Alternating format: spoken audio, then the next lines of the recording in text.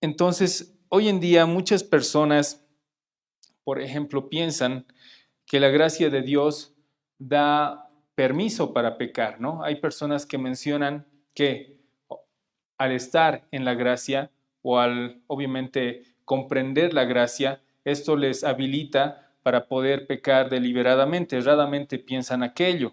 A muchos de ellos se les llama antinomianos, porque mencionan que no tienen ningún deber hacia la ley de Dios, que al ser perdonados por Dios pueden vivir de una manera licenciosa, sin necesidad de obedecer la ley de Dios. Entonces, este es un error muy común que se puede evidenciar a lo largo de la historia del cristianismo también. Por otro lado, hay creyentes que batallan continuamente con el pecado y muchas veces pueden llegarse a frustrar por lo mismo, ¿no? Podemos ponernos a pensar en algún pecado en el cual hayamos estado o con el cual estemos batallando y muchas veces el cristiano llega a pensar que nunca voy a poder vencer este pecado, ¿no? O que este pecado es mucho más grande como tal, no lo puedo controlar. Pero lo que vamos a ver es lo siguiente, que el apóstol Pablo en este pasaje nos recuerda que la gracia, para empezar, no es una licencia para pecar, ¿no? La gracia no es una licencia para pecar, sino que nos capacita al cristiano para vencer el pecado. Eso también es un punto importante. Nos recuerda que el creyente ya no vive bajo el dominio del pecado, ¿no? Entonces, esto es muy importante porque un creyente salvado por gracia ya no vive bajo el dominio del pecado, sino bajo el señorío de Cristo. Entonces, ¿qué más podemos ver? Que el apóstol Pablo, vamos a ver lo siguiente, nos llama a vivir conforme a nuestra nueva identidad en Cristo Jesús, ¿no? Nosotros hemos sido perdonados, justificados en Cristo Jesús y muertos al pecado, también es un punto importante, y vivos para Dios, ¿no? Muertos al pecado y vivos para Dios. Entonces, lo siguiente, en el contexto inmediato de este pasaje, ¿qué podemos ver? En Romanos 6, del 1 al 2, Pablo, por ejemplo, está refutando la idea de que la gracia nos da permiso para pecar. Se pudo estudiar anteriormente aquello. Por ejemplo, voy a dar lectura a estos dos primeros versículos del capítulo 6, donde Pablo dice lo siguiente: ¿qué pues diremos? ¿Perseveraremos en el pecado para que la gracia abunde? En ninguna manera, porque los que hemos muerto al pecado, ¿cómo viviremos aún en él? Claramente aquí nos menciona que la gracia no nos da permiso para pecar, todo lo contrario, hemos muerto al pecado. Como creyentes hemos muerto al pecado. No tiene lógica vivir aún en pecado, eso está diciendo Pablo, ¿no? Si nosotros hemos sido justificados, que es el tema central de la epístola de Pablo a los romanos, esto claramente indica que nosotros estamos unidos a Cristo, hemos muerto al pecado y ahora vivimos para la gloria de Dios. En Romanos 6, también del versículo 3 al 10 en adelante, al 10 como tal, Pablo está explicando que estamos unidos a Cristo en su muerte y su resurrección, ¿no? Estamos unidos a Cristo. Como Pablo va a mencionar también en otra de sus epístolas, con Cristo estoy juntamente crucificado. Ya no vivo yo, sino Cristo vive en mí. Entonces, ahora, en los pasajes del 11 al 14, que el día de hoy nos toca estudiar, Pablo pasa de esta teología, de la teología como tal, del sacrificio, la obra expiatoria de Cristo, que Él murió y Él resucitó y nosotros estamos unidos a Él. Ahora Pablo va a dar una exhortación práctica, ¿no? Una exhortación práctica al creyente, ¿no? ¿Cómo un creyente debe reaccionar después de ya haber sido salvado en Cristo Jesús? ¿Cómo un creyente reacciona ante este mensaje? ¿No? ¿Cuál es la reacción de un creyente ante el mensaje del Evangelio al haber sido transformado por el Espíritu Santo? Entonces, un tema importante que el día de hoy vamos a ver es el de la santificación. La santificación obviamente comienza con nuestra identidad en Jesucristo. Todo creyente está siendo santificado y debemos entender que este proceso está relacionado con nuestra identidad en Cristo Jesús. Entonces, es lo siguiente, hemos sido justificados en Cristo Jesús. Nosotros No somos justos por naturaleza, ese es el tema central del epístola a los Romanos. Todos hemos pecado, no hay justo ni aun uno, no hay quien entienda, no hay quien busque a Dios. Todos hemos pecado como tal delante de Dios y Dios demanda de nosotros santidad, Dios demanda de nosotros justicia, pero todos nos quedamos cortos ante las demandas de un Dios santo, santo, santo. Y Dios debe castigar con su ira a todo pecador. Pero Cristo viene a ser la justicia del creyente. Él murió en aquella cruz, resucitó al tercer día y viene a ser la justicia de todo aquel que en Él crea. Entonces, todo creyente, al depositar su fe en Cristo Jesús, ha sido justificado. ¿Esto qué significa? Que delante de Dios ya soy tomado por justo, pero no porque yo haya hecho méritos para obtener aquello, sino por la justicia de Cristo. Pero a partir de ese instante, a partir de nuestra justificación, empieza un proceso, la santificación. Miren, en la justificación nosotros no hicimos absolutamente nada. Hemos sido salvados por gracia. La Biblia en otros pasajes va a mencionar que estamos muertos en delitos y pecados. Estábamos muertos en delitos y pecados. No podíamos salvarnos a nosotros mismos como tal. Entonces, Dios en su gracia nos dio vida cuando estábamos muertos en delitos y pecados. Él nos justificó en su Hijo como tal. Y esto es muy importante entender. Pero ahora, en la santificación, somos santificados por su Espíritu, pero entendemos en esta parte que un creyente tiene responsabilidad. En la justificación, como les dije hace un momento, no tenemos parte alguna. Nosotros estamos muertos en nuestros delitos y pecados, pero en la santificación pasamos de muerte a vida por el Espíritu Santo. Y ahora en la santificación es la obra de Dios, como tal como en Filipenses va a mencionar, que está persuadido Pablo de que el que empezó la buena obra la va a terminar hasta el día de Jesucristo. En Filipenses 1:6 menciona aquello el apóstol Pablo, pero lo que quiero que entiendan, hermanos, y entendamos en esta noche, es que en la santificación el creyente es responsable también, ¿no? Es responsable. Tenemos responsabilidad delante de Dios. Por ejemplo, más adelante en Romanos 8:13, Pablo va a mencionar, si vivís conforme a la carne, moriréis, mas si por el Espíritu hacéis morir las obras de la carne, viviréis. Entonces, ¿qué vemos acá? Si bien hemos sido justificados por gracia, y como les dije hace un momento, no teníamos parte alguna en nuestra salvación, en la justificación, en la santificación, es el Espíritu Santo santificándonos, pero nosotros tenemos la responsabilidad delante de Dios de mortificar el pecado, de mortificar el pecado. Como les dije una vez más, como el apóstol Pablo va a decir más adelante, si vivís conforme a la carne, moriréis, mas si por el Espíritu de Dios hacéis morir las obras de la carne, viviréis. Todo creyente está llamado a mortificar el pecado. Y es lo que Pablo está tratando acá. Nos está mostrando esta doctrina y está enseñando esta doctrina fundamental de la santificación. En el versículo 11, vamos a empezar ya viendo los versículos que estamos estudiando, nos dice así también vosotros consideraos muertos al pecado, pero vivos para Dios en Cristo Jesús, Señor nuestro. ¿Qué nos está diciendo acá? Así también vosotros. ¿A quién se está dirigiendo? A los creyentes. Pablo ha estado desarrollando esta realidad objetiva de los versículos 1 al 10. Ya hemos visto, el creyente está unido a Cristo en su muerte y su resurrección. Cristo ha pagado por nuestros pecados, ha recibido el castigo y ahora ha resucitado. De la misma manera, un creyente está muerto al pecado y vivo para con Dios. Ahora, Pablo está dando una exhortación directa a los creyentes. La palabra así también vosotros indica una transición, como dije, de lo doctrinal a lo práctico. Ustedes, así también vosotros, les está llamando a los creyentes en este momento. Debemos entender que la vida cristiana empieza con una correcta comprensión de nuestra identidad en Cristo.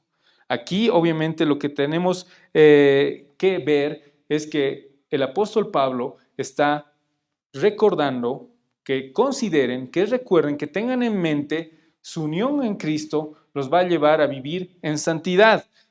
Por ejemplo, la palabra consideraos indica un mandato continuo, ¿no? Que uno esté reflexionando en aquello. Se trata de un acto de fe consciente, de contar como cierto lo que Dios ya ha declarado. Consideren esto, consideren esta verdad, consideren esta realidad. Miren lo siguiente, consideraos muertos al pecado.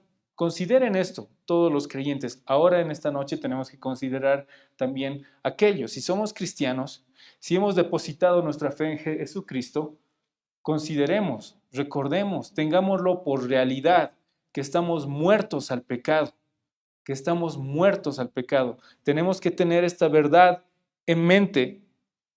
Estamos muertos al pecado. Entonces, miren, no es una ilusión, no es un deseo, no es una aspiración, no es eso, sino es una convicción basada en la doctrina que hemos visto.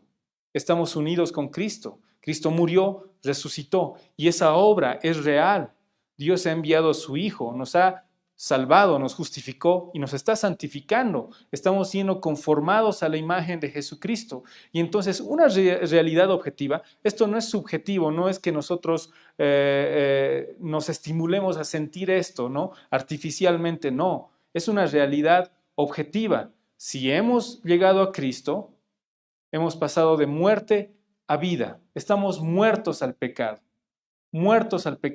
y vivos para Dios. Es una realidad objetiva como tal. Tenemos que tener esto en cuenta. Pablo acá no está pidiendo que nos sintamos muertos al pecado una vez más, sino que nos reconozcamos como tales, muertos al pecado, porque en Cristo, porque estamos unidos en Cristo, hemos sido justificados en Cristo y estamos siendo santificados en Cristo Jesús. Entonces, miren, la exhortación no es a cambiar de condición como tal, no es que nosotros en nuestros méritos morimos al pecado como tal, sino es reconocer nuestra nueva condición ya existente por nuestra unión con Cristo. Al nosotros estar unidos con Cristo, obviamente, cuando nosotros somos justificados en Cristo Jesús, hemos creído en Él, hemos nacido de nuevo por la obra de su Espíritu Santo, ya estamos muertos al pecado, es una realidad. Ahora, esto es muy importante porque un incrédulo no está muerto al pecado, está atado al pecado. ¿Qué nos dice la palabra? Que antes estábamos muertos en delitos y pecados, estábamos en obediencia a Satanás como tal, ¿no? Al príncipe de la potestad del aire, como nos menciona en Efesios. Entonces buscábamos por naturaleza. Miren, cuando éramos incrédulos, no buscábamos obedecer a Dios, no teníamos un deseo de amor por Dios, buscábamos activamente pecar, libremente buscábamos abrazar el pecado. Nuestro corazón nos dirigía a aquello, pero ahora en Cristo Jesús debemos entender que hemos pasado de muerte a vida, vivimos para Dios, hemos sido salvados y vivimos para su gloria. Y debemos recordar esto, debemos persuadirnos de aquello que Cristo hizo, ¿no? Es eficaz para nosotros. Entonces, esto también es tener fe en Él. Hemos muerto al pecado, es una realidad objetiva. Si acá nos consideramos y somos creyentes en Cristo Jesús, debemos entender esto. Estamos muertos al pecado. El creyente está muerto al pecado en el sentido de que, ahora, ¿cómo? ¿Cómo entendemos esto? En el sentido de que ya no es su esclavo, ya no somos esclavos del pecado. Hemos sido liberados de su poder controlador. Mucha gente hoy en día pueden decir que son libres. Generalmente la gente que anda pecando como tal y activamente pecando pueden argumentar a favor de la libertad como tal para conducirse de manera inmoral, por así decirlo, ¿no? Pero en realidad estas personas están siendo esclavizadas por el pecado, ¿no? Y eso más adelante en los pasajes que se van a exponer Dios mediante las próximas semanas se va a poder aclarar este punto aún más. Todas las personas o bien son siervas del pecado o son siervos de Jesucristo. Las personas están bajo esclavitud. Entonces, ahora debemos entender lo siguiente. Estar muertos al pecado es una muerte real, ¿no? En cuanto a la esclavitud y la obligación que teníamos al pecado como tal. Entonces, Esto también no significa que el creyente ya no peque, ¿no? O ya no pueda pecar, sino que el pecado ya no reina como lo hacía cuando estábamos muertos en delitos y pecados, ¿no? Antes, en el trono de nuestro corazón, reinaba el pecado como tal. Ahora no, ahora reina Cristo. Aunque hay un remanente de pecado con el cual luchamos, en el trono de nuestro corazón se sienta Cristo. Cristo es el rey de la vida del creyente como tal, no el pecado. El pecado quiere usurpar el lugar que solo le pertenece al Señor. Por eso más adelante vamos a ver que Pablo les exhorta y menciona, no reine pues el pecado, ¿no? Entonces, vemos esto. Todo creyente ahora es una nueva criatura en Cristo Jesús, ha sido salvado por gracia. Nuestros afectos han cambiado. Ahora amamos a Dios, buscamos obedecer su palabra, su ley.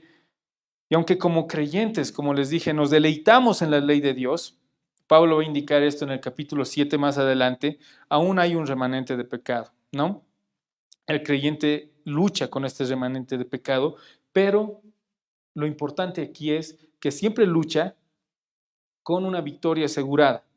Y finalizando estos pasajes, Pablo lo va a decir, porque no estamos bajo la ley, sino bajo la gracia. El pecado no se enseñoreará de vosotros. Entonces, esta es una promesa para que los creyentes confiemos y recordemos que tenemos una victoria asegurada como tal en nuestra lucha con el pecado. Entonces, el estar muertos al pecado significa que el pecado ha perdido su autoridad, su dominio legal, su derecho de gobernar sobre nosotros. Como les dije, antes de venir a Cristo, el pecado reinaba en nuestras vidas. Ahora no. En el creyente reina Cristo. Somos siervos de justicia como tal. Entonces, la otra parte de este pasaje nos menciona que hemos muerto al pecado, pero estamos vivos para Dios, vivos para Dios en Cristo Jesús, Señor nuestro. Entonces, ¿qué estamos viendo aquí? ¿Qué estamos viendo acá? Estamos muertos al pecado, pero vivos para Dios en Cristo Jesús, Señor nuestro. Entonces, meditemos en esto. Así como hemos muerto al pecado, vivimos ahora para Dios como tal, como como nuevas criaturas. Nuestros afectos han cambiado y ahora buscamos obedecer a nuestro Señor. Amamos a Dios. Amamos a Dios. Solo en Cristo podemos amar genuinamente a Dios y buscar obedecer su palabra. Antes no. Hay personas que pueden llegar a mencionar que son incrédulas, que no han llegado al Evangelio y pueden ellas decir, yo amo a Dios como tal, pero es muy engañosa esa afirmación si no están en Cristo, porque muchas personas solo pueden amar los beneficios que Dios les da, tal vez salud, economía, pero no aman genuinamente a Dios. No tienen un corazón arrepentido por sus pecados. Entonces, un creyente va a estar dolido por su pecado, va a reconocer la obra salvífica, obviamente, que Cristo hizo en favor de su pueblo y va a buscar obedecer activamente al Señor. Entonces, debemos recordar esto, la nueva vida, la vida, estamos vivos para con Dios. Esto incluye nuestra adoración, nuestra obediencia, nuestra comunión, nuestra vida en santidad como tal con Dios.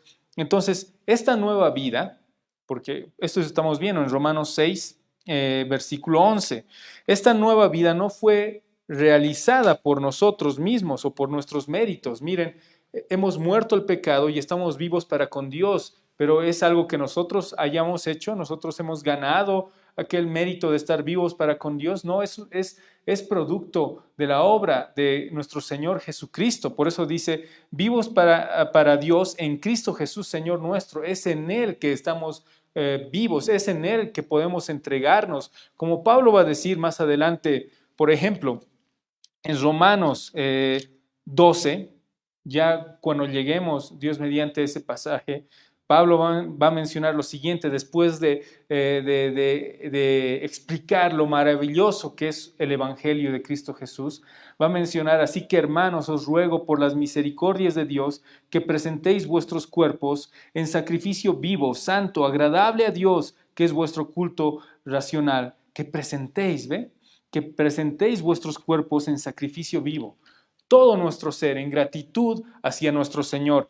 Entonces, miren, estamos vivos para con Dios. Esto incluye nuestra adoración, nuestra obediencia como tal hacia el Señor. Entonces, debemos recordar esto. Cristo no solo ha muerto por nosotros, por nuestros pecados, sino que nos hizo partícipes en su resurrección. Ahora vivimos en Él, por Él y para Él, como también va a mencionar el apóstol Pablo en Romanos capítulo 11.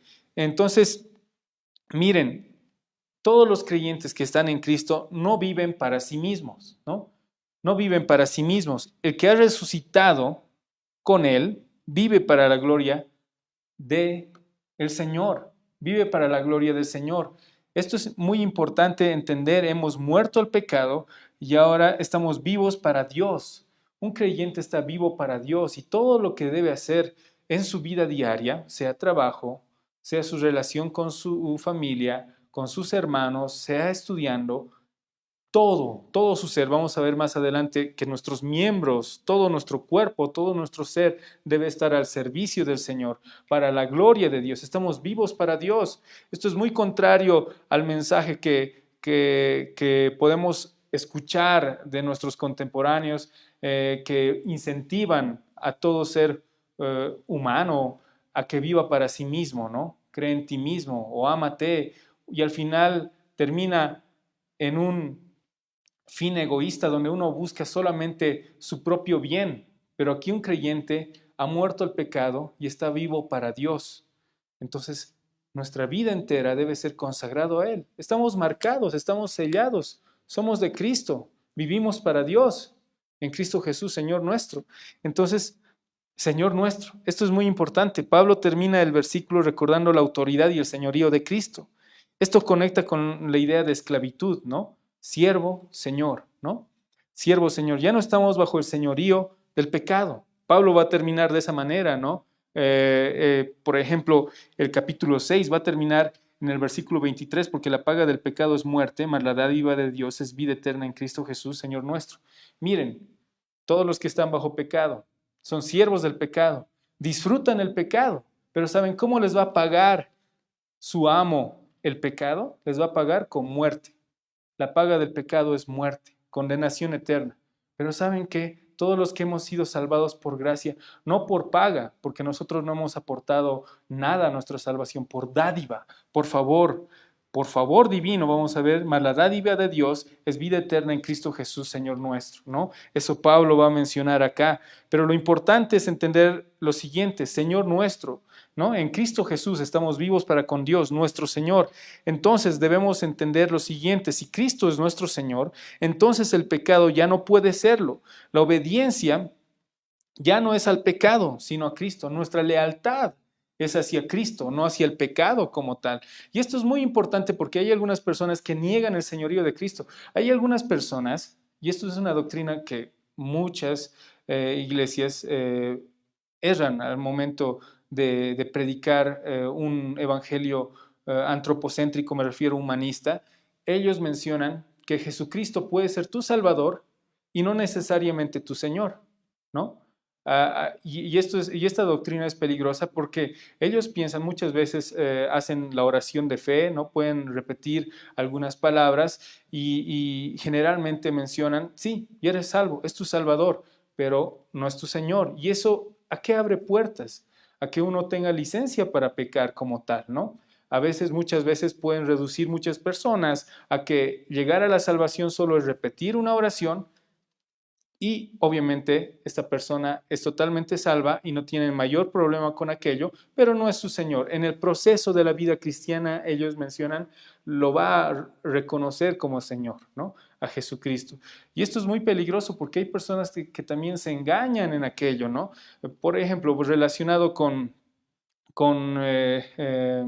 la oración del penitente se le llama, ¿no? Cuando repiten quizá una oración y con eso afirman que una persona es salva, lo que hacen es generar una falsa seguridad de salvación. ¿A qué me refiero con esto? Hay muchas personas que lastimosamente pueden llegar a aquello, ¿no? Imaginémonos un ejemplo de una mamá que tiene su hijo, que hizo la oración de fe, ¿no? podemos ponerla entre comillas, y que ahora, hoy en día, está muy alejado del Señor, ¿no? Vive totalmente en pecado, no obedece la ley de Dios y está contento con su vida desordenada, por así decirlo. Pero acá los familiares o su mamá se apoya y confía en que un día, pero hizo la oración de fe y yo estoy segura, puede decir la mamá, de que al final él va a ser salvo, ¿no? Como tal. Lo reconoció como su salvador.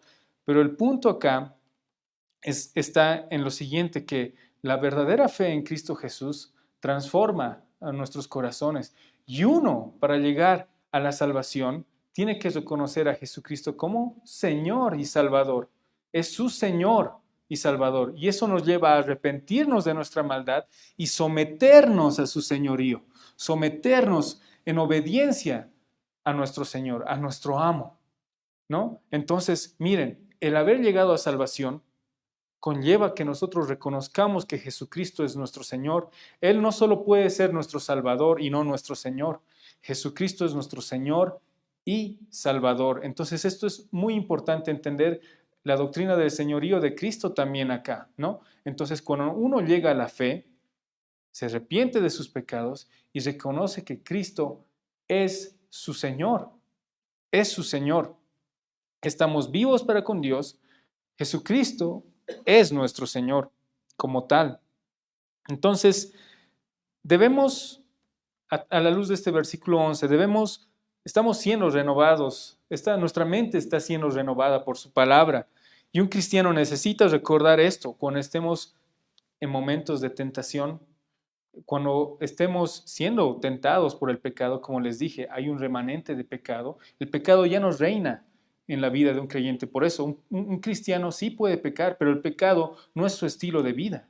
No es su estilo de vida. Cristo es nuestro Señor, pero un creyente, y todos nosotros debemos recordar en aquel día, hemos muerto al pecado, ¿no? Hemos muerto al pecado. Estoy vivo para con Dios. He muerto al pecado. El pecado no se enseñoreará de nosotros, porque no estamos bajo la ley, sino bajo la gracia. Y esto también es bueno entender, que nuestra vida cristiana no debe fluctuar en nuestras emociones, sino en nuestra fe en Cristo. Y debe estar relacionado en lo que Dios dijo en su palabra. Estamos unidos con Cristo. Hemos muerto al pecado. Ahora vivimos para con Dios. Entonces, miren, vivir para con Dios no solamente es evitar el mal, como en la lectura del Nuevo Testamento veíamos, ¿no? El que hurte, no hurte más, sino sea dadivoso. Entonces, no es solamente dejar lo malo, sino es vivir para la gloria de Dios. Si alguien mentía, ahora no mienta, hable verdad.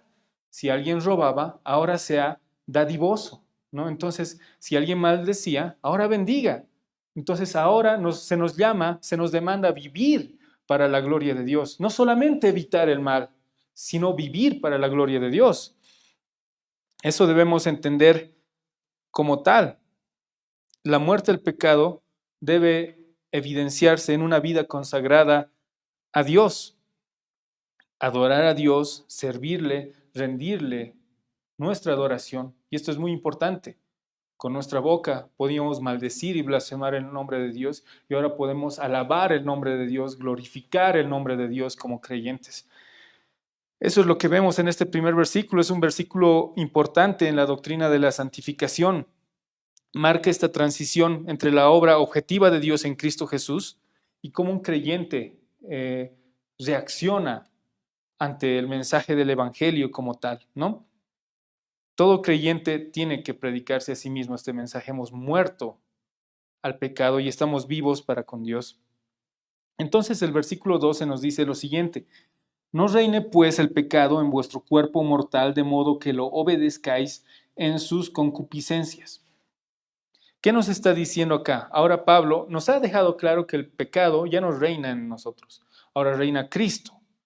Pero ¿qué nos dice acá? No reine pues el pecado. Lo está conectando al versículo 11, hemos muerto al pecado, ¿no? Entonces, ¿qué nos está diciendo Pablo?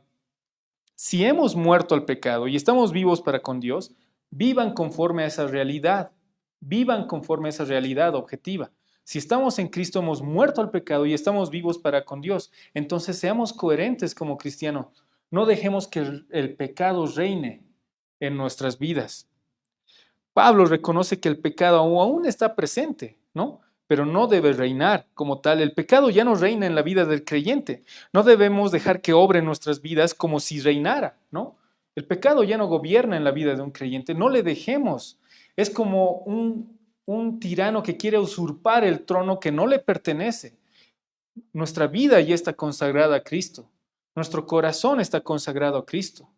No dejemos que el pecado reine, porque no gobierna en la vida del creyente como tal, el pecado como tal. Entonces podemos ver esta verdad importante en este pasaje. El pecado ya no tiene un trono legítimo en el corazón del creyente, pero constantemente busca recuperar su poder usurpándolo, usurpando algo que no le pertenece. Miren, una vez más, cuando estábamos bajo pecado, el pecado reinaba en nuestros corazones. Cuando éramos incrédulos, el pecado reinaba en nuestros corazones. Ahora como creyentes, Cristo Jesús reina en nuestras vidas. No dejemos que el pecado quiera usurpar ese lugar. No lo va a hacer. Al final vamos a ver que todo creyente va a obtener victoria sobre el pecado, pero debemos recordar que no debemos no debemos dar lugar al pecado en nuestras vidas. Entonces, cuando entendemos la palabra reine, directamente tenemos como imagen a un rey o señor que gobierna con autoridad. Lo que Pablo les está diciendo a los cristianos, a los creyentes en Roma, es que no debemos dar lugar al pecado, ¿no? Estamos muertos al pecado. El pecado busca constantemente volver a sentarse en el trono de nuestro corazón, pero el creyente debe resistir, es una lucha activa contra el pecado, resistir como un tirano depuesto, una vez más. Entonces, entendemos en este pasaje que el pecado ya no reina en el creyente, y cuando el pecado busca reinar en nuestras vidas, lo debemos tener como un rey ilegítimo, como tal, que busca ocupar el lugar que solo le pertenece a nuestro Señor Jesucristo.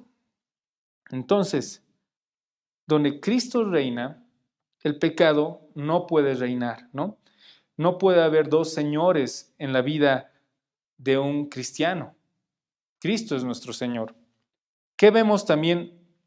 Otro término que introduce en el versículo 12 Pablo es vuestro cuerpo mortal. No reine pues el pecado en vuestro cuerpo mortal. ¿Qué nos está diciendo? El pecado opera aún en nuestro cuerpo. Esto es importante entender. Nuestro cuerpo mortal, nuestro cuerpo físico está sujeto a corrupción y muerte, ¿no? Aún hoy en día, ¿no? Vamos a ser resucitados. Una doctrina importante en la fe cristiana es la resurrección del cuerpo. Al final vamos a ser glorificados y vamos a tener cuerpos como tal que den la gloria a Dios. Ya no vamos a estar sujetos al pecado, pero ahora en esta vida, todavía, nuestro cuerpo está sujeto a corrupción. Vamos a ver más adelante en Romanos 8 que la creación misma clama, gime por esa redención futura. Los creyentes igual están esperando esa redención futura. Una doctrina importante es la resurrección del cuerpo, ¿no? Entonces, ¿por qué digo esto? Porque aquí Pablo va a mencionar el cuerpo como tal, el cuerpo, los miembros del ser humano. Entonces, ¿qué nos dice acá? En el 12, no reine pues el pecado en vuestro cuerpo mortal, de modo que lo obedezcáis en sus concupiscencias. Pablo no está diciendo que el pecado sea malo, porque hay muchas personas que encuentran esta dicotomía, ¿no? El alma es buena y el cuerpo es malo. No está mencionando acá, ¿no? Sino que el cuerpo es un instrumento mediante el cual el pecado busca actuar. Eso nos está diciendo. Miren, si nosotros analizamos la vida de pecado, muchas de las cosas que se hacen y que se cometen en pecado se realizan por medio del cuerpo. Los homicidios, las mentiras a través de la lengua, la lujuria, el adulterio. Podemos empezar a enumerar los pecados que la Biblia nos menciona como tal, ¿no? Entonces vemos que el pecado busca actuar por medio del cuerpo. El cuerpo es un campo de batalla en la santificación. También vemos aquí lo siguiente, como les dije, es por medio del cuerpo donde mayormente se manifiesta el actuar pecaminoso. Entonces, vemos lo siguiente: el pecado ya no es nuestro amo, pero aún busca controlar nuestros miembros. Por eso Pablo enfatiza el cuerpo, ¿no? Nuestro cuerpo, una vez más, es un campo abierto que el pecado desea ocupar, pero ahora pertenece a Cristo, ¿no? Debemos entregar también todo nuestro ser al Señor Jesucristo. Nuestro cuerpo le pertenece a Cristo y esto es muy importante entenderlo porque, como les dije, no solamente nuestro corazón, nuestra alma está en servicio de Cristo, sino también nuestros miembros, nuestro cuerpo como tal. Entonces, nos está diciendo aquí Pablo: no reine pues el pecado en vuestro cuerpo mortal, de modo que lo obedezcáis en sus concupiscencias. Miren, el pecado gobierna a través de los deseos pecaminosos. ¿Qué es concupiscencias? Todo mal deseo, codicias, impulsos, emociones desordenadas que van en contra de la palabra de Dios. Entonces, la desobediencia comienza con una obediencia a estos deseos carnales o de la carne. Aquí vemos que el pecado apela a esos deseos, ¿no? Si estos no son disciplinados, conducen a acciones. Aquí nos está diciendo que seamos disciplinados. No dejemos que obviamente el pecado reine en nuestros cuerpos mortales.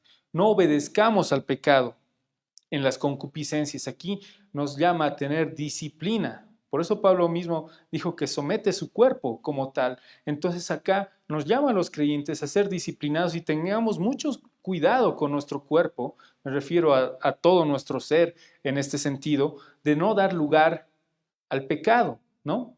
Más adelante Pablo va a mencionar en Romanos capítulo 13 que nos vistamos vestidos del Señor Jesucristo y no demos lugar como tal al pecado, ¿no? Entonces, ¿qué vemos en este sentido? El pecado reina cuando logra que la voluntad, nuestra voluntad, se incline hacia estos deseos desordenados, contrarios a la palabra de Dios. Y ahí viene la batalla que tenemos día a día. Nuestro corazón debe ir en servicio a nuestro Señor Jesucristo. Nuestra vida debe ir consagrada a Él y esto se va a manifestar en nuestros miembros, en nuestro cuerpo, en nuestra vida que glorifique a Dios. Entonces, vemos que el pecado es un enemigo activo y el creyente debe luchar contra él, ¿no? El pecado ha sido destronado, pero aún está como un remanente y debemos estar alerta como tal. Y nuestro cuerpo debe ser instrumento de obediencia al Señor, no de desobediencia, ¿no? Entonces, no, y esta es una reflexión que nos lleva a que no permitamos que nuestros ojos, nuestras manos, nuestra lengua, nuestra mente sean instrumentos de pecado, ¿no? Debemos consagrarlos diariamente a Dios y debemos ver como una disciplina el mantenernos en obediencia a nuestro Señor. La santificación comienza en nuestro corazón, nuestros deseos como tal deben ser dirigidos hacia el Señor. Entonces debemos analizar bien las intenciones de nuestro corazón y debemos buscar ser obedientes al Señor como creyentes, ¿no? Entonces vemos que aquí en Romanos 12 nos llama a es una palabra militar, por así decirlo, que entreguemos todo nuestro ser y que estemos alerta, y que entreguemos todo nuestro ser en servicio al Señor.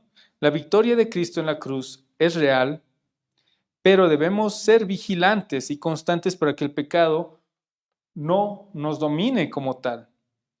Debe resistir un cristiano como un soldado ante el pecado como tal y obviamente sujetarse al señorío de Jesucristo. En el versículo 13, ¿qué nos dice? En la palabra de Dios: ni tampoco presentéis ni tampoco presentéis vuestros miembros al pecado como instrumentos de iniquidad, sino presentaos vosotros mismos a Dios como vivos de entre los muertos y vuestros miembros a Dios como instrumentos de justicia. Una vez más, Pablo, ¿qué está mencionando acá? Que no presentemos nuestros miembros al pecado, sino los presentemos a Dios. Volvemos a la realidad que Pablo nos ha mencionado en el versículo 11. Estamos muertos al pecado y estamos vivos para Dios. Entonces, miren, aquí la palabra clave es presentar, ¿no? Indica una acción constante, presentemos como una ofrenda, acción constante, diaria, activa como tal. Entonces, Pablo aquí está hablando de una batalla de lealtad, ¿no? ¿A quién estamos dando nuestro ser? ¿A quién estamos rindiendo nuestros miembros? ¿No? ¿A quién? ¿Al pecado o en obediencia a Dios?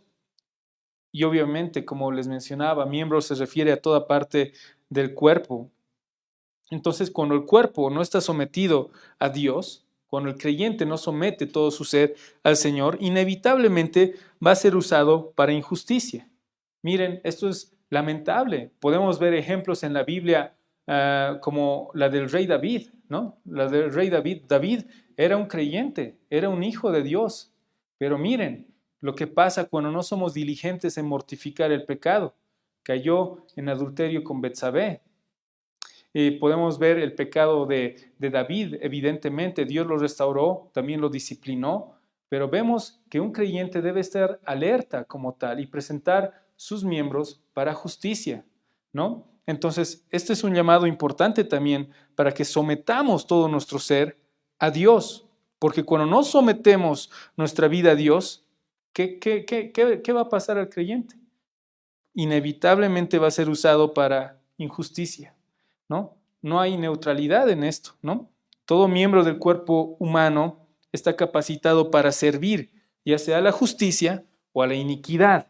No hay terreno neutro. O bien estamos sirviendo con nuestro ser a Dios, o bien estamos en contra de Él. Miren, con nuestro ser, somos como herramientas, somos como armas.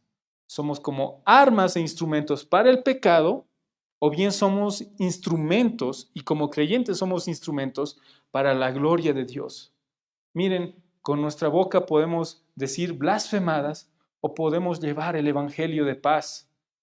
Es muy importante que meditemos en esto, ¿no? Con nuestras manos podemos bendecir o podemos maldecir. Entonces debemos meditar en esto y consagrar nuestras vidas enteras delante de Dios. Recuerden el término militar que menciona acá, como instrumentos, como armas. Podemos relacionar instrumentos como armas. Ahora, qué hermoso es que un creyente que antes estaba bajo pecado, que antes servía al pecado, era instrumento de maldad, porque hay muchas personas que hoy en día, y nosotros éramos así, muchas personas que actúan, obran, maquinan para hacer el mal, ¿no? Buscan derramar sangre, como menciona en Proverbios, maquinan, piensan, su pensamiento está en aquello, sirven para injusticia. Pero qué hermoso es que nosotros, que antes estábamos bajo el dominio de pecado, ahora en Cristo Jesús, nuestros miembros, todo nuestro ser, vienen a ser instrumentos para la obra de Dios, para justicia. Eso debemos entender y debemos dar gracias a Dios que ahora en Cristo todo nuestro ser puede ir y buscar, como menciona también el Señor Jesucristo en el Sermón del Monte, ¿no? Dar todo para la gloria de Dios, en busca de su reino, ¿no? Entonces, ahora estamos obrando como tal para su reino, somos siervos de Jesucristo. Entonces, Pablo nos está diciendo lo siguiente, que no presentemos nuestros miembros al pecado como instrumentos de iniquidad. Como les dije hace un momento, instrumentos hace referencia a armas, ¿no? Entonces, no cedamos partes de nuestro cuerpo al pecado, no prestemos, una vez más, nuestra lengua para mentir o nuestros ojos para codiciar, para la lujuria, para la inmoralidad, sino para la gloria de Dios. Entonces, cada miembro de nuestro cuerpo puede ser un arma para la guerra del pecado o para la gloria de Dios. El creyente debe escoger cada día esto y debemos ser conscientes cómo estoy conduciéndome día a día. ¿Estoy glorificando a Dios o estoy obrando con mis miembros, con mi ser para pecado? Entonces, esto implica también una responsabilidad diaria. El creyente tiene la capacidad por el Espíritu de negar también el uso del cuerpo al pecado. Entonces, esto es muy importante. También nosotros tenemos la capacidad de consagrar nuestro cuerpo al Señor y no al pecado. Una vez más, volviendo a Romanos 8:13, si vivís conforme a la carne, moriréis, mas si por el Espíritu hacéis morir las obras de la carne, viviréis. Mas si por el Espíritu hacéis morir las obras de la carne, viviréis. Un creyente está capacitado por el Espíritu Santo para hacer morir las obras de la carne. Y esto es bueno y esto da esperanza porque a veces un creyente puede decir, ¿cómo lucho contra este pecado particular que uno puede estar batallando? Pero aquí la palabra de Dios nos dice que un creyente está capacitado por la obra de Cristo para no dar lugar al pecado y servir a Jesucristo. Estamos capacitados como tal. Y aquí Pablo nos va a mencionar qué tenemos que hacer. Primero nos dice qué no debemos hacer, entregar nuestros miembros a injusticia, al pecado. Y ahora, ¿qué nos dice? Sino presentaos vosotros mismos a Dios como vivos de entre los muertos, vivos de entre los muertos. Aquí hay una afirmación de identidad. Estamos vivos de entre los muertos. Antes estábamos muertos en nuestros delitos y pecados y ahora hemos llegado a estar vivos como tal en Cristo Jesús. El creyente es alguien que ha resucitado espiritualmente. Esta es una nueva vida y se expresa en acción, en nuestra vida consagrada ante el Señor. Entonces debemos meditar en esto. Pablo no nos llama solo a dejar de pecar, sino a ofrecer nuestras vidas enteras a Dios como sacrificios vivos. Hace un momento leíamos Romanos capítulo 12, que nos menciona lo siguiente, ¿no? Que entreguemos todo nuestro ser, es el culto racional. Entonces, Dios no solamente quiere nuestras manos, nuestros labios, nuestros ojos, Dios quiere que todo nuestro ser sea consagrado como un instrumento de justicia, ¿no? Un instrumento para su reino, ¿no? Entonces, debemos como creyentes entender aquello. Estamos vivos para Dios, estamos vivos, no debemos presentar nuestros cuerpos al pecado, sino a Dios como vivos de entre los muertos y nuestros miembros a Dios como instrumentos de justicia. Entonces, recordemos esto en el día de hoy. ¿Qué vemos acá? Dios no ha destruido nuestros miembros, como les dije una vez más, el cuerpo no es malo como tal, sino debe buscar glorificar a su Creador. Cuando nos salvó, el Señor nos salvó en cuerpo y alma también, ¿no? Entonces nos redimió para su gloria. Debemos entender lo siguiente, que Dios nos salvó completamente, no solamente nuestra alma. Debemos vivir para glorificarle. Nuestro cuerpo que antes servía al pecado, ahora debe ser consagrado al Señor. Entonces, ¿qué estamos viendo en este versículo 13? Que la vida cristiana requiere de decisiones diarias. Cada día debemos ver a quién estamos entregando todas nuestras facultades. O al pecado, no dejemos que reine el pecado. O al Señor, nuestra vida debe estar consagrada a Él. Cada mañana debemos decidir a quién vamos a servir con nuestro ser, con nuestro cuerpo como tal. Entonces, cada parte de nuestro ser está sirviendo a alguien, o al pecado o a Dios. Entonces, todo nuestro ser también, una vez más, incluye nuestro cuerpo y deben estar sujetos a Dios, consagrados a Dios. Dios nos llama a una consagración activa y total. No basta con no pecar, sino entregar activamente nuestro cuerpo, nuestra vida como instrumento de justicia. Esta es la verdadera libertad cristiana, estar al servicio de la justicia y no del pecado, ¿no? Esta es la libertad cristiana, servir al Señor. ¿Qué vemos ya en este último pasaje que es el versículo 14? El versículo 14 nos dice lo siguiente, porque el pecado no se enseñoreará de vosotros, pues no estáis bajo la ley, sino bajo la gracia. Todo creyente descansa en esta promesa. Miren, todos batallamos. Pablo más adelante va a expresar cómo un creyente batalla contra el pecado, ¿no? Pablo va a mencionar, miserable de mí, ¿quién me librará de este cuerpo de muerte? ¿No? Pero miren, todo creyente encuentra seguridad en la obra redentora de Cristo Jesús por su pueblo y en su gracia, porque el pecado no se enseñoreará de vosotros. Miren, vamos a ver esto. Esto es una promesa rotunda. Esto es una promesa rotunda. Enseñorear, ¿qué significa? Gobernar como un señor absoluto. Es una promesa que el pecado no se va a enseñorear del creyente. Es como vemos la luz al final del túnel. La palabra misma menciona que Dios no nos va a poner en tentación en un lugar donde nosotros no podamos llevar y combatir el pecado o tentación que no podamos soportar. Entonces, lo que Pablo nos dice es que el pecado, lo que Pablo no dice, perdón, no dice que el pecado podría no enseñorearse. No está diciendo aquí Pablo, no lo está poniendo como una posibilidad o algo ambiguo, ¿no? Puede que el pecado no se enseñoree, sino que no lo hará. Es una promesa, no se va a enseñorear. Es una certeza basada en nuestra posición en Cristo Jesús. Sé que hoy en día todos y cada uno de nosotros está batallando contra el pecado, particularmente. Tal vez alguien batallará con un pecado específico, otra persona con otro pecado específico, pero saben que esta es una promesa importante para el creyente. El pecado no se va a enseñorear de nosotros, no se va a enseñorear de nosotros. ¿Y por qué podemos estar seguros de esto? Pablo nos va a mencionar, porque no estamos bajo la ley, sino bajo la gracia. Por la gracia de Dios, por la obra de Cristo Jesús, podemos decir que vamos a obtener victoria sobre el pecado. Es como decir, tenemos una victoria asegurada. Estamos en esta batalla, pero la victoria está ganada por la obra de Cristo Jesús. Entonces, el dominio del pecado ha sido roto, su tiranía como tal ha terminado. Cristo Jesús ha vencido el pecado en aquella cruz, en la cruz del Calvario.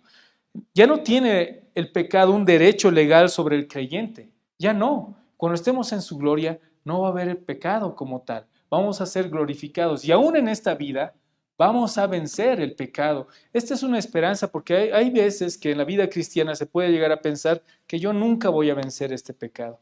Nunca voy a poder dominar este pecado. Aunque es cierto que en la vida cristiana siempre va a haber un pecado con el cual vamos a estar batallando como tal, podemos estar seguros de que Dios nos va a dar victoria sobre el pecado. El pecado no se va a enseñorear de nosotros. Por eso también es importante preguntarnos lo siguiente. Si hay alguna persona en quien el pecado domina completamente, ahí uno debe preguntarse si esa persona realmente ha llegado al Evangelio, ¿no? Quizá lo más probable que por lo cual una persona no puede vencer un pecado en específico es porque tal vez no haya comprendido el Evangelio como tal.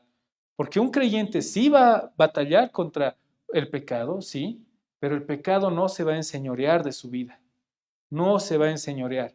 El pecado ya no tiene señorío y este es un alivio para el creyente. Tenemos una victoria asegurada. Esto es hermoso. Podemos gozarnos y glorificar a Dios por esto. ¿Y por qué dice lo siguiente? Porque el pecado no se enseñoreará de vosotros porque no estáis bajo la ley. No estáis bajo la ley. Miren, cuando estábamos bajo la ley, se nos demandaba cumplirla. Y esto es muy importante. Dios demanda que cumplamos toda la ley, toda la ley. Esto es muy importante porque a veces se predica el Evangelio de la siguiente manera. Y se predica o se puede llegar a predicar erradamente diciendo, estamos en un tiempo de gracia, Dios no está fijándose en que tú cumplas los 10 mandamientos, no sé, Él te ama, podemos reducirlo de esa manera, pero el punto es el siguiente, para comprender el Evangelio es importante entender que Dios demanda que cumplamos la ley, demanda perfección. Por eso estamos bajo la ira de Dios, por eso estamos obviamente en problemas por el pecado que cometemos. Entonces, miren, la ley nos demanda cumplir como tal todos los mandatos dados por Dios. La ley demanda perfección, pero ¿qué creen? La ley no nos da el poder para cumplirla, no nos capacita para cumplir la ley de Dios. Y esto lo dice Pablo en Romanos, hemos visto Romanos 3, lo siguiente, leo la última parte o el versículo 19. Romanos 19, hemos visto versículos atrás, se nos dice que no hay justo ni un uno, no hay quien entienda, no hay quien busque a Dios, y en Romanos 3, versículo 19, 20 nos dice, pero sabemos que todo lo que la ley dice, lo dice a los que están bajo la ley. Miren, ¿quiénes están bajo la ley? Todo ser humano está bajo la ley de Dios. Pero sabemos que todo lo que la ley dice, lo dice a los que están bajo la ley, para que toda boca se cierre y todo el mundo quede bajo el juicio de Dios. Eso hace la ley, expone nuestro pecado. nos deja sin excusa para que toda boca se cierre. Eso hace la ley. Nos dice que es un pecado blasfemar el nombre de Dios, es un pecado mentir, es un pecado codiciar, adulterar, y obviamente eso hace que toda boca se cierre, porque todos hemos pecado. Estamos sin excusa como tal. La ley de Dios demanda obediencia, perfección, pero ¿qué creen? Nadie puede cumplir la ley de Dios. Estamos en problemas. Eso dice acá, para que toda boca se cierre y todo el mundo quede bajo el juicio de Dios, ya que por las obras de la ley, ningún ser humano será justificado delante de él, porque por medio de la ley es el conocimiento del pecado. Miren, la ley de Dios demanda perfección. Nosotros no podemos cumplirla. No podemos cumplir la ley de Dios a cabalidad. Estamos en problemas. La ley de Dios es santa, es buena. Pablo va a decir, la ley de Dios es buena. Pero ¿qué creen? Una persona no puede obedecerla en sus fuerzas. La ley no puede justificarnos, no puede salvarnos. Entonces, miren, estamos incapacitados bajo la ley. No podíamos ser salvados porque nadie puede guardar. Ninguno de nosotros puede guardar perfectamente la ley. Pero ¿qué creen? Cristo lo hizo. Cristo guardó la ley perfectamente. Y Él murió por nuestros pecados. Y Él nos justificó, nos dio su justicia como tal. Ahora en Él hemos recibido perdón y en Él somos capacitados por su Espíritu para guardar y obedecer su ley. Solo en Él. Solo en Él somos capacitados para amar su ley. Como el salmista podemos clamar, ¿cómo amo tu ley, oh Dios? Pero lo importante, y volviendo al versículo que estamos estudiando, es ¿en qué está nuestra esperanza? El pecado no se enseñoreará de vosotros. Perfecto, no se va a enseñorear de nosotros. Pero, ¿por qué? Razón.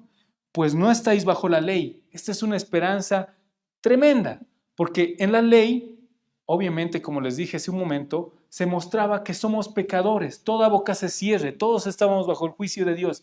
Nadie puede guardar completamente los mandatos que Dios demanda de nosotros. Nadie, no tenemos esperanza prácticamente. No hay esperanza para el pecador, porque su ley es santa, es buena, pero ¿saben qué? Nosotros somos malos, malos, malos. Y no tenemos esperanza, porque estamos bajo pecado.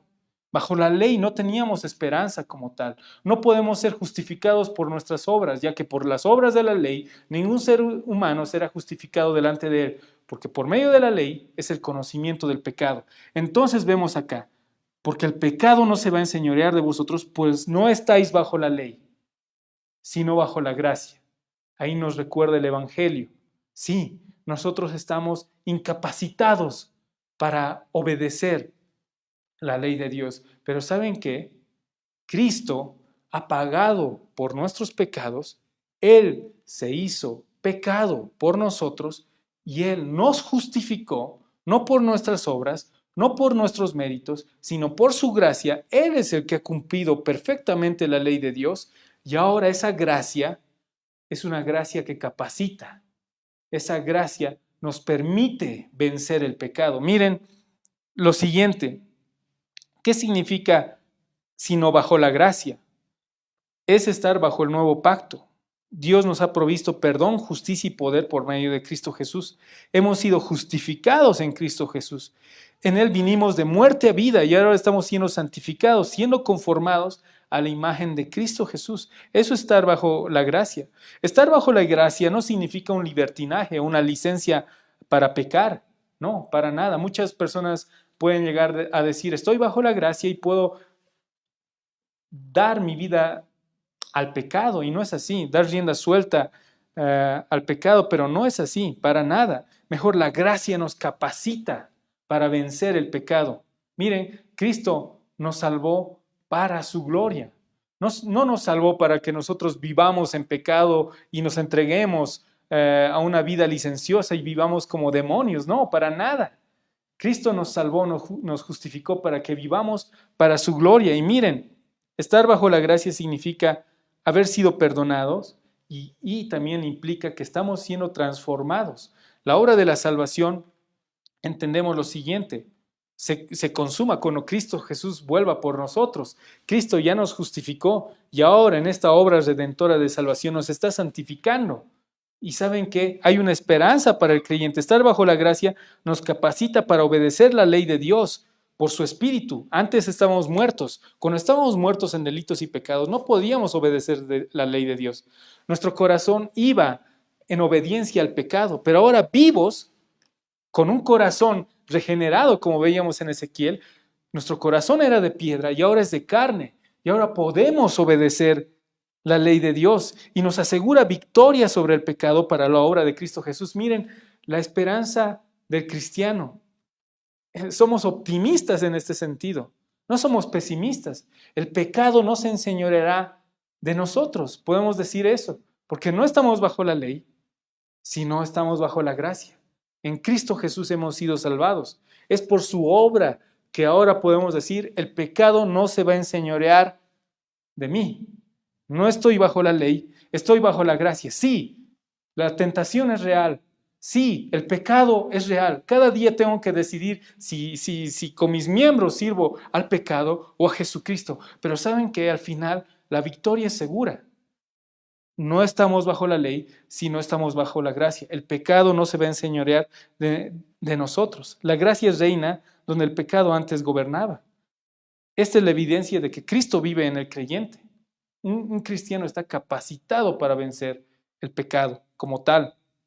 Entonces, miren, hermanos, debemos confiar en esta promesa de victoria, porque es una promesa de victoria como tal, es una esperanza para aquel cristiano que tal vez batalla contra un pecado y su esperanza es Cristo y saber que el Señor va a proveer lo necesario para que nosotros podamos vencer el pecado. El pecado no tiene la última palabra. Dios es fiel y justo para perdonarnos y nos capacita para poder vencer el pecado. Entonces esto nos anima como tal, no nos desalienta. Entonces no cedamos ante el desánimo. El pecado ya no es nuestro Señor. Quien gobierna en nuestras vidas es Cristo. Hemos muerto al pecado, estamos vivos para Dios en Cristo Jesús. Y una vez más también reflexionemos, no usemos la gracia como excusa para pecar. Estar bajo la gracia no significa una licencia para pecar, sino un poder para vivir en santidad.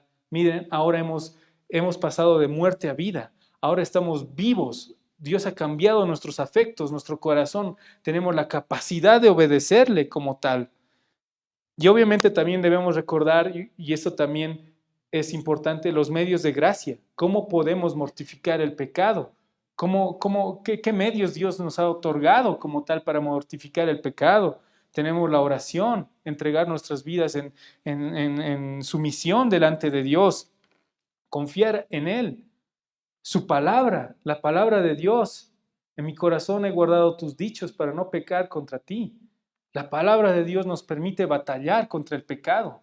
La palabra de Dios nos santifica día a día. Debemos hacer eso una disciplina cristiana diaria en nuestras vidas.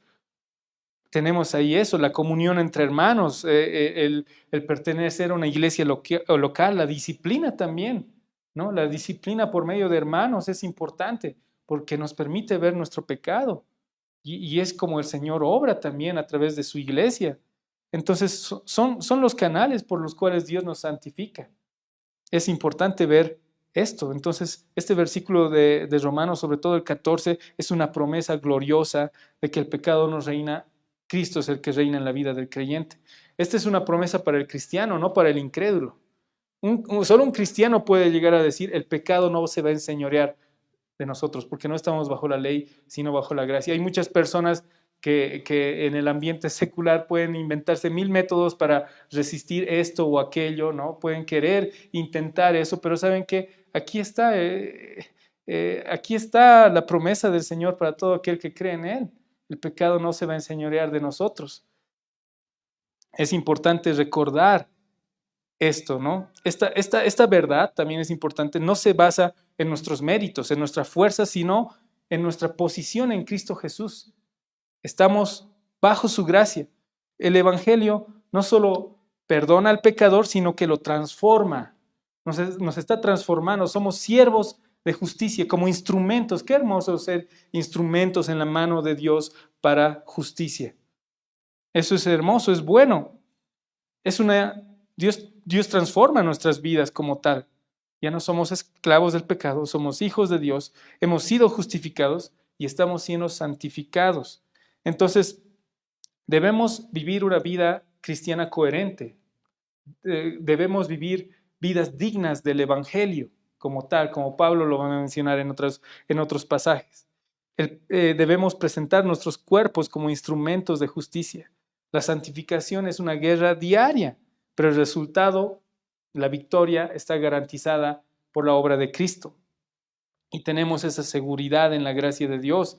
El pecado no puede reinar donde la gracia de Dios gobierna. Tenemos victoria sobre el pecado. La gracia, una vez más, no es permisiva, no es una licencia para pecar, sino es poderosa para transformarnos a la imagen del Señor Jesucristo. Estamos siendo transformados a su imagen. Entonces, honremos a Dios con nuestras vidas, con todo nuestro ser. Hemos sido justificados, es la doctrina que Pablo nos presenta, ¿no?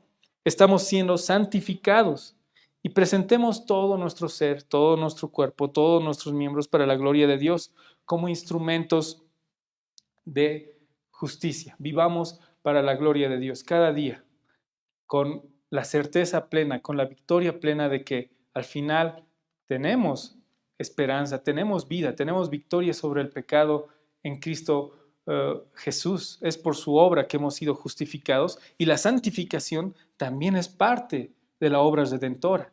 Al final, como dicen Filipenses, estoy persuadido de que el que empezó la buena obra en ustedes la va a perfeccionar hasta el día de Cristo Jesús. Tenemos esa esperanza de que como creyentes el Señor nos va a guardar. Estamos en esa batalla, pero recordemos, el Señor es el que nos sostiene, ¿no? Por eso la palabra también menciona eso en Filipenses.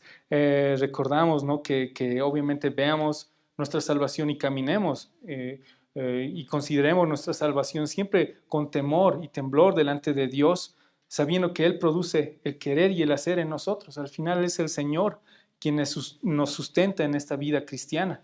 Vivamos para su gloria, presentemos nuestros miembros como instrumentos de justicia.